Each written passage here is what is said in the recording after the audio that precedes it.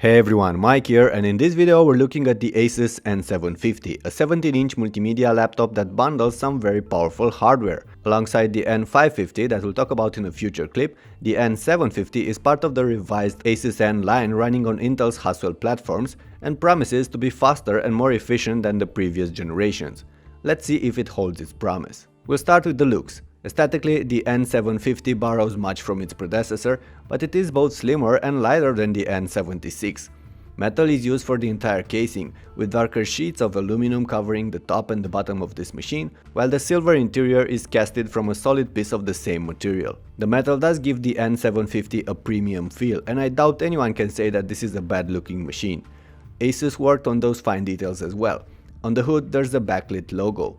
The edges of the inner part of the laptop are now beveled and look a lot like the ones on the iPhone 5, at a different scale of course.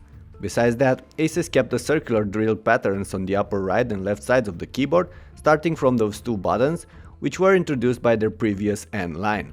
However, this no longer covered the speakers, as you'll find out a bit later. In fact, several aspects of the new series have been redesigned.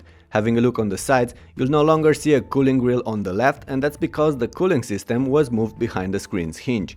In fact, on the left side you'll find the PSU, the Ethernet slot, a full-size HDMI and a mini DisplayPort connectors, two USBs and a card reader, which can't actually swallow a regular SD card, as you can see here. On the right there are the audio and microphone jacks, another two USB slots, the optical drive, a Blu-ray player in our case, plus the subwoofer jack and the Kensington lock. As for the front, you'll only find some bright status LEDs here. Asus changed the screen's hinge on the new N750, inspired by the one on their ZenBooks. It's larger and much sturdier, and because of that does a way better job at keeping the large screen fixed in place exactly how you set it up. Speaking about that, there's a 17.3-inch screen on the Asus N750 with a non-glare coating and a decently slender metal bezel. The matte finishing and the lack of a glass coating suggest that this is not a touchscreen, which I for one am very happy with. Unfortunately though, Asus only went for a regular TFT panel on this machine. It's sharp with 1920 by 1080 pixel resolution and more than bright enough, considering you'll hardly move this beast from your desk. However, the contrast and the colors are not great, and that's why the content looks a bit washed out on this display even when looking at the screen straight on. I did discover though that leaning the screen a bit more on the back than you would normally do makes everything look a bit better. Weird. Now, don't get me wrong, this display is better than what you're getting on most mid-range machines. It's a TN panel with an extended color gamut, but I wish Asus went for an IPS screen. That would have improved the overall experience. Alright, that out of the way, let's turn our attention on the keyboard and trackpad. You'll notice that Asus ditched the black keys they used in the past for some silver ones, and I don't like that. The black keyboard created a nice contrast with the interior, but at the same time made the Asus look a lot like Apple's MacBooks. Still, I don't care much about what they copy and from whom. They should have kept the keyboard in black. As for the typing experience, it's decent. The keys are large, properly spaced and sturdy enough to register commands even when not pressed in the middle.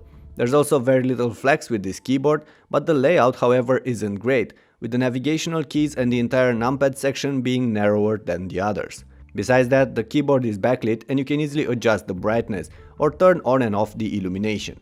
Still, I'm not entirely happy with the overall experience. I can't say there's anything in particular that bothered me, but there are some fine details that did. The keys feel very plasticky. They no longer offer the rubbery finishing we saw on the previous model. On top of that, they are too tall and don't travel deep enough inside the frame to offer the feedback I'd want. These things led to plenty of typos and missed strokes in my rather short experience with this laptop. As for the trackpad, it's large enough, although not as large as it could have been considering the space around it. It's fairly smooth and fairly accurate, but like all the other clickpads I've tried on Asus machines in these last years, it can get jumpy and crazy from time to time. Besides that, it does offer support for plenty of Windows gestures you can perform while dragging from the sides or using up to 3 fingers, and most of these gestures work fine during my tests. All those being said, it's time now to see what you can actually do with this laptop. Our unit comes with an Intel Core i7 quad-core processor, 16GB of RAM, Nvidia 750M graphics, 2 different hard drives and an extra 24GB SSD for caching. Or in other words, this is a beast, but you can upgrade it even further. The N750 is not that easily serviceable, as you'll have to get rid of the 15 or so Phillips screws holding the entire back panel in place. But you can do that with the right tool and a bit of patience, and after that you'll be able to access the storage drives, the memory and so on. Have a look here. There are two different drives with a battery in between them.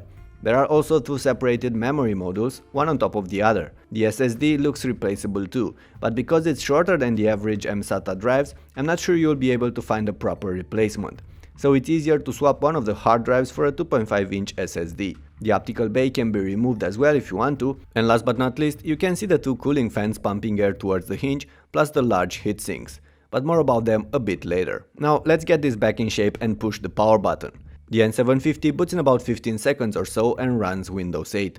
As a multimedia device, and especially on this top configuration, it can handle anything you might throw at it, from basic tasks like browsing, editing documents, chatting with your friends and so on, to really complex pieces of software like Photoshop, Eclipse, Adobe Premiere or 3D Studio Max and so on. And given the large screen, you can easily have two apps sharing the work area, which does improve the overall productivity. When not using it for work, you can use it for fun. After all, the N750 is a multimedia machine. Watching movies on the large screen is a real delight, despite those issues mentioned when we talked about the display. The N750 can of course deal with all sorts of movies, including high bitrate 1080p and 4K content, if you can find any. And it can run games. I have a dedicated clip showing you the gaming performances of this machine, so you should check it out. Long story short, it will run most recent titles on 1080p resolution with details set to medium, but it's not primarily a gaming machine. You should look at the Asus ROG series for that. There is one more important thing we're mentioning if you plan on running plenty of games on the N750. This one can get very hot. The new cooling system is fairly quiet, but not very efficient when pushing the laptop. Air is sucked in from the bottom of this device and blown out behind the hinge. The hinge itself is smartly designed so the hot air will not get towards the user but behind the screen, so nothing to complain about here. However, the laptop will get very hot around the areas adjacent to those heat pipes I was mentioning earlier. In other words, the area under the Asus logo on the screen, both on the belly and on the laptop's interior above the keyboard. That's not necessarily a massive issue, as you'll hardly ever get in contact with these parts of the laptop, but it's not a nice feeling either, especially since the entire metal interior will get warmer as a result. Anyway, I'll tell you more about the noise and the temperatures in the written review, and you'll also find there a bunch of benchmarks and more details about the hardware on this laptop, so definitely check it out after watching the video. You'll find the links in the description. Those aside, over the years, the audio system has been a strong selling point for the Asus N line. With the new Ns, however, Asus kind of screwed things up. The speakers are no longer behind the punctured grills on the interior facing towards the user, but they are placed at the bottom of the laptop facing towards the desk. On top of that, there are 4 of them and they are smaller than in the past. The Bang & Olufsen ice power technology is still present, but the results, well, hear for yourself.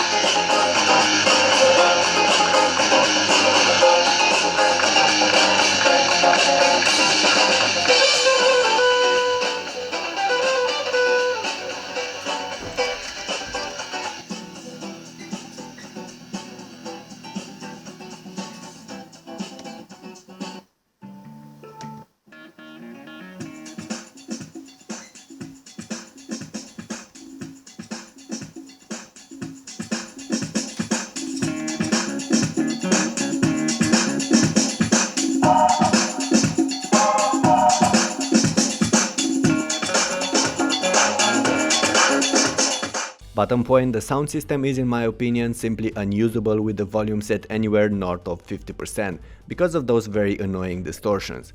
Having the subwoofer connected does help somewhat, as it will take care of all the low frequency sounds, but the speakers on the laptop itself will still skew the output. On the other hand, the sound system is very loud, and in most situations you'll set the volume at around 30% or so, in which case the N750 still offers better sound quality than most of the other multimedia machines on the market, but it's nowhere near the older N76 and N56.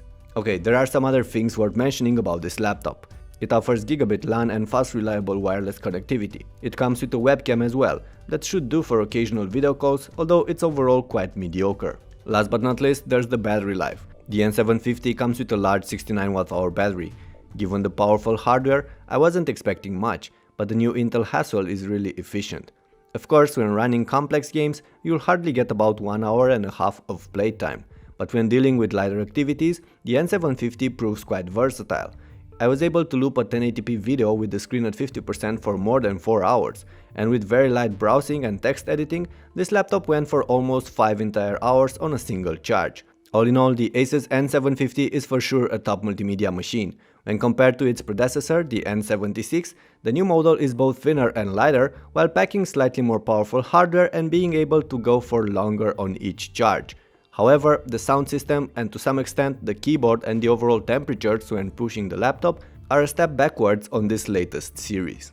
Even so, the N750 is an option you must consider if you're in the market for a 17-inch multimedia laptop. It will be available by the middle of July, and the base versions will start at about 1100 euros over here. The top configurations, even better than the one we tested in this clip, will retail for closer to 1400 euros with 16GB of memory and a 256GB SSD plus a 1TB hard drive. So the N750 definitely offers plenty for the money, but will have to face tough competition nonetheless. More about that in the written review. And that sums up today's video. Thank you for watching, and as always, if you have any questions, leave them here on YouTube or on the site, I'll do my best to reply. Also, if you appreciate my work, make sure to leave a thumbs up on this clip, share it to your friends and subscribe to my channel for more updates. Your support means a lot and is much appreciated. Oh, and the Asus N750 review will be available in a week or so, and I'm sure you don't want to miss it, right? Anyway, that's about it for now, but I will catch you again very soon. Cheers!